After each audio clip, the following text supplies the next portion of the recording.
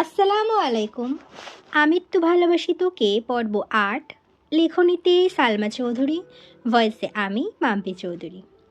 মনের ওপর কারো হাত নেই, মনকে আমি যা বোঝাবো আমার মন তাই বুঝবে। এই স্লোগান দিতে দিতে নিজেকে শক্ত করল মেঘ।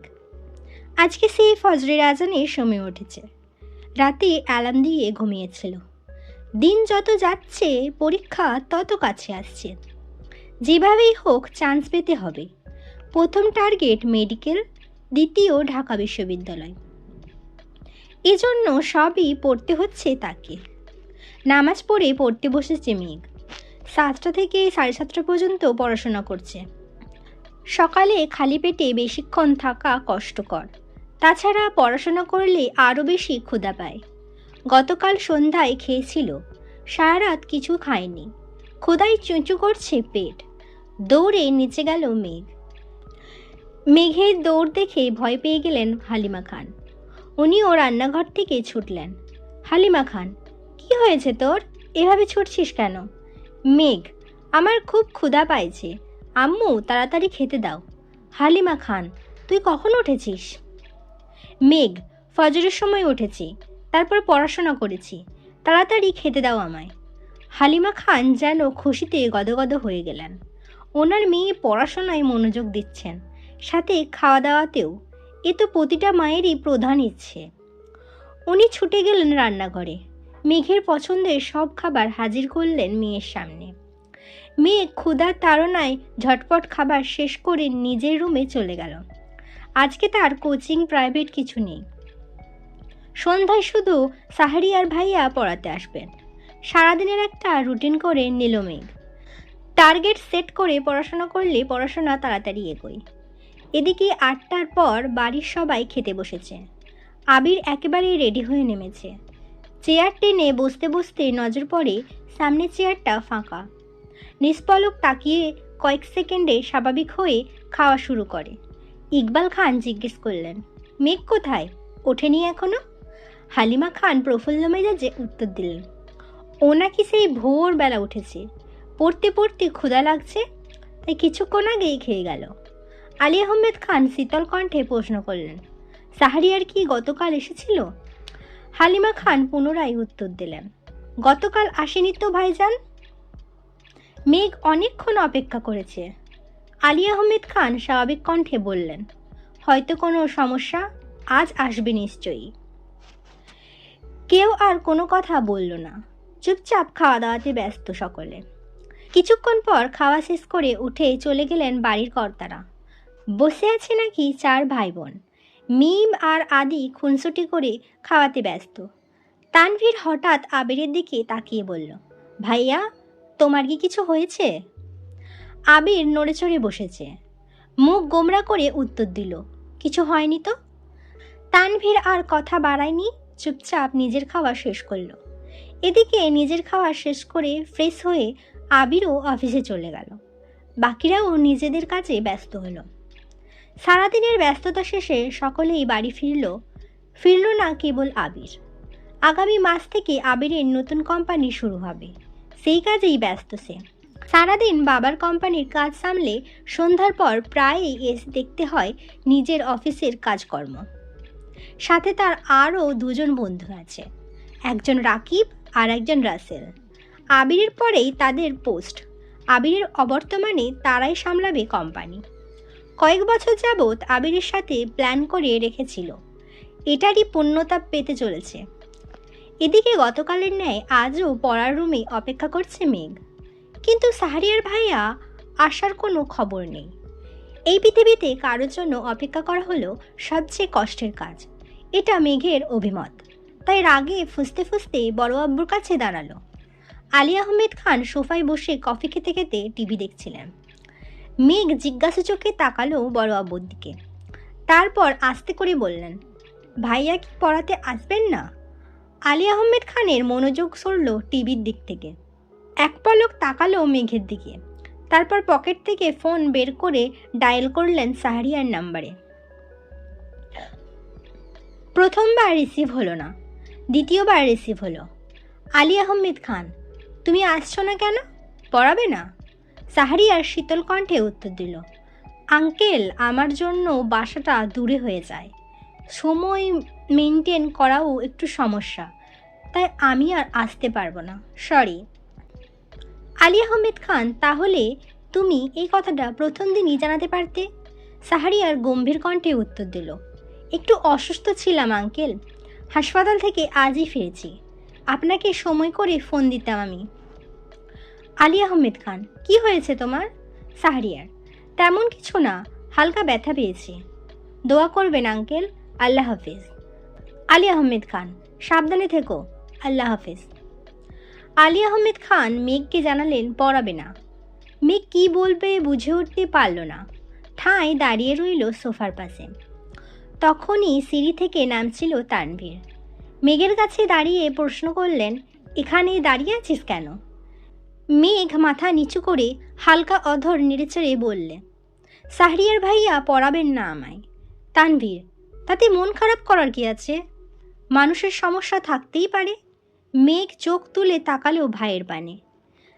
তানভীর বড় আব্বুর দিকে তাকিয়ে পুনরায় বলল, আমার একজন পরিচিত আপু আছে, উনিও ভালো পড়ান জানি, আপনি অনুমতি দিলে আমি কি কথা বলে দেখব? আলী আহমেদ খান তানভীরের দিকে তীক্ষ্ণ দৃষ্টিতে তাকালেন।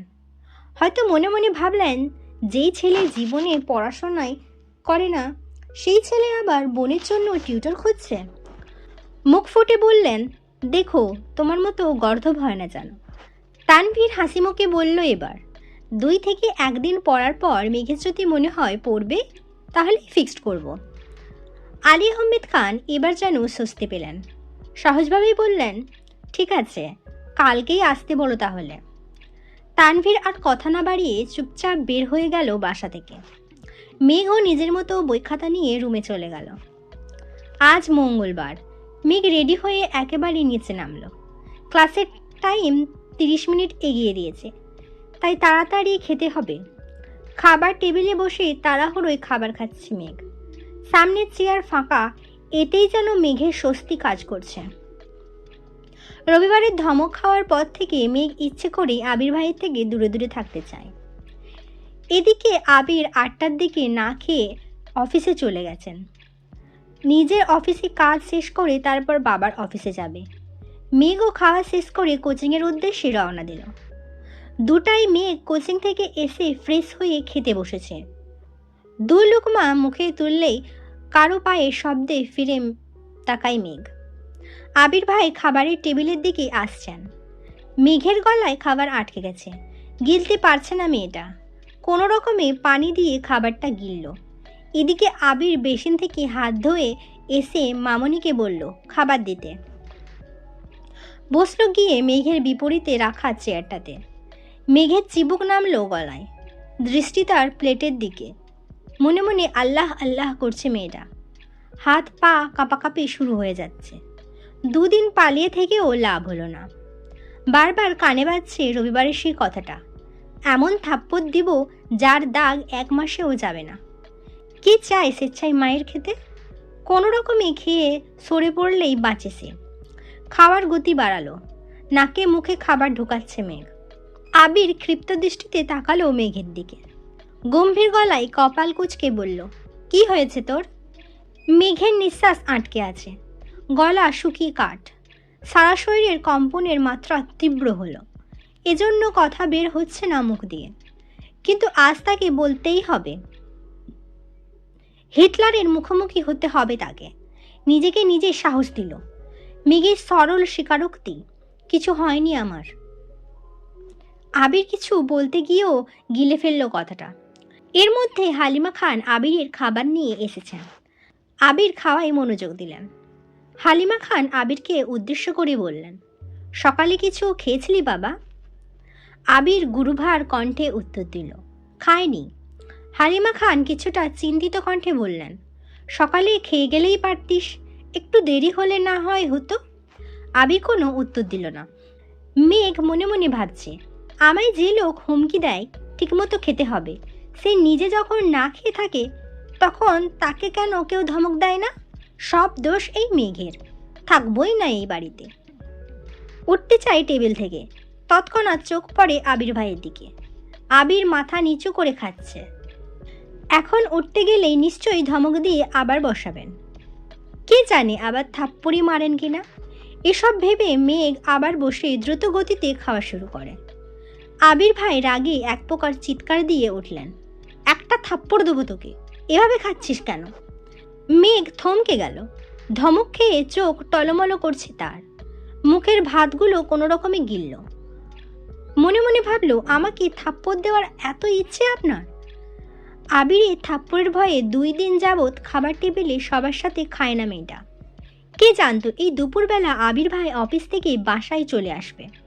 জানলে হয়তো আগে খেয়ে নিত, না হয় আবির ভাই খাওয়ার পর খেতে আসতো।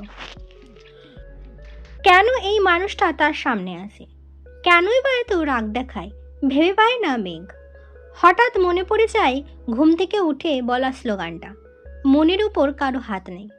মেঘ ভয় পাবে না আবিরকে। তারপর স্বাভাবিকভাবে প্লেটের ভাতগুলো শেষ করে হাত ধুয়ে সিঁড়ির দিকে যেতে নেয়। সোফার কাছে পর্যন্ত যেতেই মিম আর আদি দৌড়ে এসে জাপটে ধরে মেঘকে। আকস্মিক ঘটনায় কিছুটা ঘাবড়ে গেল মেঘ। তারপর স্বাভাবিক কণ্ঠে বলল, কি হয়েছে তোদের? মিম ফিসফিস করে মেঘকে বলল, আপু প্লিজ আবির ভাইয়াকে বলো না আমাদের নিয়ে বাইকে ঘুরতে। কখনো বাইকে উঠিনি, প্লিজ বলবা। মেঘ কোনো কিছু না ভেবেই বলল, আমি বলতে পারবো না। আদি, প্লিজ প্লিজ প্লিজ প্লিজ আপু, আমরা বলার সাহস পাচ্ছি না, প্লিজ তুমি একটু বলো না প্লিজ। মেঘ আবারও গম্ভীর কণ্ঠে জবাব দিল, আমি পারবো না বলতে। তোদের ঘুরতে ইচ্ছে করে তোরা বল। মেঘ মনে মনে ভাবছে, তোরাই সুখে আছিস, আমাকে তো উঠতে বসতে মারার হুমকি দিচ্ছে। আমি এবার এটা বললে নিশ্চিত এখনই খাবো থাপ্পড়টা। আবির খাওয়া শেষ। এদিকে আসতে দেখে মেঘ চাইল সে তাড়াতাড়ি রুমে চলে যাবে, কিন্তু আদি আর মিম আরও করুণ স্বরে বলছে, প্লিজ তুমি বলো না। এবার মেঘ রেগে কটমট করে বলে, আমি বললাম তো পারবো না। মিম আর আদি যেন চুপসে গেল। মেঘ আর এক মুহূর্ত দাঁড়ালো না, সিঁড়ি দিয়ে ওঠাই ব্যস্ত। আবির বিষয়টা লক্ষ্য করেছে। আবির আদিকে জিজ্ঞেস করে, কাকে কি বলতে বলছিস ওকে? মিম শ্বাস টেনে সাহস নিয়ে বলল, ভাইয়া আমাদের আপনার বাইকে নিয়ে ঘুরবেন প্লিজ। মেঘ সিঁড়িতে উঠতে উঠতে ফিসফিস করে বলছে, হিটলার নিবে বাইকে তোদের? সেগুড়ে বালি। আবির কণ্ঠ 3 গুণ ভারী করে উত্তর দিল, আমার বাইকে কাউকে ওঠাবো না। কিছুদিন পর তানভীরকে বাইক কিনে দেব, তখনও তোদের নিয়ে ঘুরবে। আদি আকস্মাৎ প্রশ্ন করে বসল, তুমি তানভীর ভাইয়াকে নিয়ে ঘোরো না? আবির এবার স্বাভাবিক কণ্ঠেই বলল, এখনও তানভীর আমার বাইকে ওঠেনি, তবে ভবিষ্যতে উঠতে পারে। ওর সাথে তোদের কি সম্পর্ক? মিম আর আদি বোবা হয়ে রইল। মেঘের কথা ফলে যাওয়াতে নিজেকে নিয়ে গর্ব করতে করতে রুমের দিকে যাচ্ছে আর ভাবছি, 2 ভাইয়ের গলায় গলায় সম্পর্ক, অথচ বাইকে ওঠার পারমিশন দেয়নি। ছি! সহসা অভিব্যক্ত পাল্টালো মুখের। বিড়বিড় করে বলল, হিটলারের থেকে ভালো আর কি আশা করা যায়। রুমে গিয়ে সোজা শুয়ে পড়ল মেঘ। ফোনটা হাতে নিল। এই 2-3 দিনে একবারের জন্য ফেসবুকে ঢুকেনি সে। মন খারাপ কাটাতেই ঢুকলো ফেসবুকে। কিছুক্ষণ ঘোরাঘুরির পর একটা পোস্ট সামনে আসছে। একদিন আগে আবির ভাই ফেসবুকে একটা অসম্ভব সুন্দর ছবি আপলোড দিয়েছেন, সাথে ছোট্ট করে একটা ক্যাপশন লিখেছেন, শূন্যতা আমায় ঘিরে আছে আর আমি ঘিরে আছি মোহে। মেঘ ছবি দেখে যতটা খুশি হলো, তার থেকে বেশি চিন্তিত হলো ক্যাপশনে কি বুঝিয়েছেন উনি তা ভাবতে। সে ক্যাপশন বোঝার চেষ্টায় মগ্ন হলো। উনি কি তাহলে সত্যি কারোর সাথে রিলেশনে আছেন? তৎক্ষণাৎ উত্তর আসলো মনের ভেতর থেকে, উনি প্রেম করলে তোর কি? তোর যে উঠতে বসতে থাপ্পড় দেওয়ার ভয় দেখায়, তোর লজ্জা করে না এই হিটলারকে নিয়ে ভাবতে? সঙ্গে সঙ্গে ডাটা অফ করে ফোন রেখে দিল মেঘ। সত্যিই তো, সে তো আবির ভাইয়ের ওপর রাগে আছে, তাহলে আবার আবির ভাইকে নিয়ে ভাবছে কেন? এদিকে আবির ভাই রুমে এসে 5 থেকে 10 মিনিট রেস্ট নিয়ে নিজের ল্যাপটপ আর কিছু জিনিসপত্র নিয়ে বেরিয়ে পড়েছে। সন্ধ্যায় মেঘের নতুন টিউটর এসেছে। বয়স এত বেশি না, ঢাকা বিশ্ববিদ্যালয়ে ফিজিক্সে পড়াশোনা করছেন, এবার ৩য় বর্ষে আছেন। দেখতে মাশাআল্লাহ অনেক সুন্দরী, গোলগাল চেহারা, বোরখা পরে হিজাব পরে এসেছেন, গুছিয়ে কথা বলেন, সুন্দর করে বুঝিয়ে পড়িয়েছেন মেঘকে। মেঘ যেন পড়ার থেকেও বেশি মুগ্ধ হয়েছে ওনার কথার স্টাইলে। ওনার নাম জান্নাত। মেঘের ওনাকে এতই ভালো লেগেছে যে 2 দিন পড়া পর্যন্ত অপেক্ষা করতে পারল না। জান্নাত আপু চলে যাওয়ার সঙ্গে সঙ্গে ছুটে গেলেন বড় আব্বুর কাছে, জানালেন ওনার কাছেই পড়বে সে। আলী আহমেদ খান যেন কিছুটা নিশ্চিন্ত হলেন। তারপরও মেঘকে বললেন, কখনো যদি মনে হয় তোমার পড়ার ঘাটতি হচ্ছে তাহলে আমি নতুন টিউটর আনবো, তুমি চিন্তা করো না, পড়াশোনায় মনোযোগ দাও। মেঘ ঠিক আছে বলে নিজের রুমে চলে গেল। রাতের সবাই একসাথে খাওয়া দাওয়া করলো, কিন্তু আবির নেই। ইদানিং আবির অফিস শেষ করে নিজের নতুন অফিস চলে যায়, ওখানে সব গোছানো, প্ল্যানিং করা এসব নিয়ে ব্যস্ত থাকে। রাত 11টার আগে ফিরেই না, কেউ অপেক্ষাও করে না তার জন্য, কারণ আবিরের কড়া নির্দেশ, আমার জন্য কেউ অপেক্ষা করলে আমি আর ফিরবই না। সেই থেকে মা আর মামনি শুয়ে পড়ে। আবির 11টার পরে এসে ফ্রেশ হয়ে নিজের মতো খায়। কেটে গেল আরও 2 দিন, দেখা হলো না মেঘ আর আবিরের। সকালে আবির খেতে আসলেও মেঘ আগেই খেয়ে পালায়।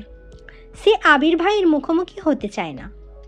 মেঘ ছোটবেলা থেকেই খুব আবেগী আর জেদি, অল্পতে কান্না করা তার স্বভাব, আর কোনো বিষয়ে জেদ করলে তা সহজে কাটে না। যেমন সামান্য কয়েকটা থাপ্পড়ের জন্য আবির ভাইয়ের সাথে 9 বছরের উপরে কথা বলেনি একটিবার। আবির ভাই দেশে আসাতে মনে অন্যরকম অনুভূতি জন্মানো শুরু করেছিল সবেমাত্র, কিন্তু আবির ভাইয়ের হুমকিতে অনুভূতিগুলো চাপা পড়ে যাচ্ছে। মেঘ নিজেই যেন অনুভূতিগুলোকে মাটি চাপা দিতে ব্যস্ত। কথায় আছে, চোখের আড়াল হয়ে গেলে মনের আড়াল হতে বেশি সময় লাগে না। এজন্য মেঘ সর্বোচ্চ চেষ্টা করে যেন আবির ভাইয়ের সামনে সে না পড়ে। সবাই টেবিলে বসার আগেই সে খেয়ে নিজের রুমে চলে যায়। আবির ভাই অফিসে গেলে সে কোচিংয়ের জন্য বের হয়। দুপুরে আবির ভাই থাকে না বলে একটু রিল্যাক্সে খেতে পারে। রাতেও জান্নাত আপু পড়িয়ে যায় 7:30 নাগাদ, তখনই খেয়ে রুমে চলে যায়। তখন তো আবির ভাই ফিরেই না, দেখা হবে কিভাবে? সে রবিবার থেকে মেঘ পালিয়ে বেড়াচ্ছে। আজ বৃহস্পতিবার রাত। মেঘ নিজের পড়া শেষ করে শুয়ে মোবাইলটা হাতে নিয়েছে। আবির ভাইয়ের কথা খুব মনে হচ্ছে তার, তাই আবির ভাইয়ের আইডিতে ঢুকলো, কিন্তু কোনো আপডেট নেই। মনের ভেতরটা কেমন জানি মোচড় দিল মেঘের। মঙ্গলবার দুপুরে খেতে বসেছিল একসাথে, তারপর আর দেখেইনি সে। মেঘের খুব ইচ্ছে করছে আবির ভাইকে দেখার, মনকে কোনোভাবেই শান্ত করতে পারছে না। মনের জোরগুলো নিস্তেজ হয়ে পড়েছে। অনেকক্ষণ মনকে বুঝিয়ে ব্যর্থ হলো, তাই রুম থেকে বের হয়ে গুটি গুটি পায়ে এগিয়েছে আবির ভাইয়ের রুমের দিকে। রাত তখন 11টার উপরে। ড্রয়িং রুমে একটা হালকা আলোর বাল্ব জ্বলছে, পুরো বাড়ি অন্ধকার। মেঘ আবির ভাইয়ের রুমের সামনে দাঁড়ালো। দরজা চাপানো, আস্তে করে ধাক্কা দিল মেঘ। চেক করতে চাইছিল খোলা কি বন্ধ। মেঘের হালকা ধাক্কাতেই খুলে গেল দরজা। কিছুটা ঘাবড়ে গেল মেঘ। যদি আবির ভাই রুমে থাকেন তাহলে আজ থাপ্পড় নিশ্চিত। তাই দুগালে হাত দিয়ে আস্তে করে উঁকি দিল রুমে। রুমের বারান্দায় বাল্ব জ্বলছে, সেটার আলোয় রুমে আসছে। মোটামুটি আলোকিত হয়ে আছে রুমটা। আবির ভাই কোথাও নেই। বিছানা টান টান করে পাতানো, টেবিলে বই খাতা কাগজপত্র এলোমেলো, সাথে একটা ল্যাপটপের আলো জ্বলছে। চেয়ারের ওপরে 2 থেকে 3টা কাপড় এলোমেলো পড়ে আছে, ছেলেদের রুম সচরাচর যেমন হয়। মেঘ মনে মনে ভাবছে, আবির ভাই কি এখনো ফেরেনি? নিজের রুমের দিকে ফিরে 1 কদম এগোতেই কানে ভেসে আসে গানের সুর। দাঁড়িয়ে পড়ল মেঘ, মনে মনে ভাবছে, গান কে গাইছে? আবির ভাই নয় তো? আবারও ঘুরে গুটি গুটি পায়ে এগিয়ে গেল সিঁড়ির কাছে। মেঘ এই জীবনে কোনোদিন সন্ধ্যার পর ছাদে যায়নি। সবাই গেলেও ও যায় না, ওর ভয় লাগে। সন্ধ্যাবেলা নাকি ছাদে টানারা ঘুরে বেড়ায়, সারা রাত ছাদেই থাকেন। এ ভয়ে ছাদে পা বাড়ায় না। সিঁড়ির নিচে থমকে দাঁড়ালো মেঘ। এই গান কি টানারা গাইতেছেন আমাকে আকৃষ্ট করে নেওয়ার জন্য? যাবে কি যাবে না এটাই ভাবছে মেঘ। বুকে সাহস নিয়ে 2 কদম এগিয়েছে মেঘ। একটু উঁকি দিয়ে দেখলো ছাদের দিকে। ছাদের গেট খোলা। এটা দেখে মনে সাহস পেল মেয়েটা। টানারা গান গাইলে গেট খোলার কি দরকার? তারপরও আল্লাহ আল্লাহ করে এগোচ্ছে মেঘ। গেটের কাছে বুকে হাত রেখে উঁকি দিল ছাদের দিকে। ছাদের এক কর্নারে নজর পড়ল, চেয়ারের ওপর হেলান দিয়ে বসে আছে কেউ একজন। চাঁদের উপর থেকে মেঘ সরে যেতেই স্পষ্ট বোঝা গেল এটা আবির ভাই। মেঘ স্তব্ধ হয়ে দাঁড়িয়ে পড়ল। এত রাতে আবির ভাই ছাদে কি করেন? কৌতূহল হলো মেঘের। আগে কি গান গেয়েছে তা মেঘ বুঝতে পারেনি। নিচ থেকে শুধু সুরটাই শুনেছে। এখন আবির ভাই নীরব। কয়েক মুহূর্ত পর আবির ভাই আবার শুরু করলো। ছোট্ট বুকে মেঘ জমিয়ে কেন রে কান্দিস পাখি, তুই ফিরবি বলে আমি কেমন সন্ধ্যা নামায় রাখি। ছোট্ট তোর ওই ওমের ডানাই না খুঁজতে দিবি কি, বুকের ভেতর ঘুলঘুলিতে একলা পাখি হবি, তুই বুকের ভেতর ঘুলঘুলিতে একলা পাখি হবি। মেঘ উদ্বিগ্ন নয়নে তাকিয়ে আছে আবির ভাইয়ের দিকে। ছেলেদের গান শিখতে হয় না, তারা খালি গলাতে গান গাইলেও যেন অসম্ভব সুন্দর লাগে। মেঘ মুগ্ধ হয়ে আবিরের গান শুনছে। আবির ভাই একই লিরিক্স বারবার গাওয়াতে গানে মনোযোগ দিল মেঘ। নিজেকে নিজে প্রশ্ন করল মেঘ, এই গান কাকে উদ্দেশ্য করে গাইছেন উনি? আমাকে নিয়ে নয় তো? এটুকু বলতেই মুখে হাসি ফুটল মেঘের। তৎক্ষণাৎ মনে হলো, উনি আমাকে নিয়ে কেন গান গাইবেন? আমি কে? তানভীর ভাই তো সেদিন বলল আবির ভাইয়ের জীবনে কেউ আছে। তাহলে কি তার কথা ভেবেই গাইতেছেন? সঙ্গে সঙ্গে হাসি গায়েব হয়ে গেল মেঘের। নিস্তব্ধ আঁখিতে তাকিয়ে আছে সে। বুকের বাঁ পাশে হালকা ব্যথা অনুভব হলো। ওনার মনে সত্যি অনেক দুঃখ। না হয় এমন গান কেউ গায়? এর মধ্যে আবির ভাইয়ের গান থেমে গেল। কিছুক্ষণ নীরব থেকে পকেট থেকে একটা সিগারেট বের করে ঠোঁটে ধরল। আগুন দিয়ে জ্বালালো সেই সিগারেট। এদিকে মেঘের মাথায় আকাশ ভেঙে পড়েছে।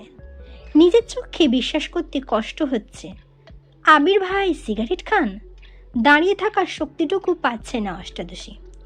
অকস্মাৎ দরজার এখানেই বসে পড়েছে সে। মেঘের জাত শত্রু হলো সিগারেট। যেখানে সিগারেটের গন্ধ মেঘ সহ্য করতে পারে না, সিগারেটের গন্ধে তার শ্বাসকষ্ট হয়ে যায়, সেখানে আবির ভাই সিগারেট খাচ্ছেন, এটা যেন মেঘ মানতেই পারছে না। ওষ্ঠদ্বয় উল্টে নীরবে চোখের জল ফেলে অষ্টাদশী। যাকে সে মিস করছিল, এতক্ষণ তাকে দেখার জন্য উদ্বেগ ছিল, তাকে খুঁজতে এসে এরকম একটা দৃশ্য দেখবে তা সে কল্পনাও করতে পারেনি। অষ্টাদশীর মনটা নির্মমভাবে হত্যা করেছে আবির ভাই। আবির ভাই অষ্টাদশীর মনে আর বসন্তের ফুলের মতো ফুটবে না। আবির ভাইয়ের প্রতি খুব রাগ হলো মেঘের। রাগের সাথে কান্নার মাত্রাও বাড়তে লাগলো। ছাদের দরজার পাশে বসেই ফুঁপিয়ে ফুঁপিয়ে কাঁদছে মেঘ। নিজেকে সান্ত্বনা দেওয়ার কোনো ভাষা খুঁজে পাচ্ছে না অষ্টাদশী। আচমকা আবির ভাই হাজির হলো মেঘের সামনে। মেঘ তখনও কান্নায় ব্যস্ত। আবির গম্ভীর কণ্ঠে শুধালো, এখানে কি করছিস? এই ছিল আমি তো ভালোবাসি তোকে পর্ব 8। পরবর্তী পর্ব নিয়ে খুব তাড়াতাড়ি আসবো। আমার বলার ধরন যদি আপনাদের ভালো লাগে আমাকে অবশ্যই সাবস্ক্রাইব করবেন এবং ভালো থাকবেন, সুস্থ থাকবেন, নিজের খেয়াল রাখবেন। আল্লাহ হাফেজ।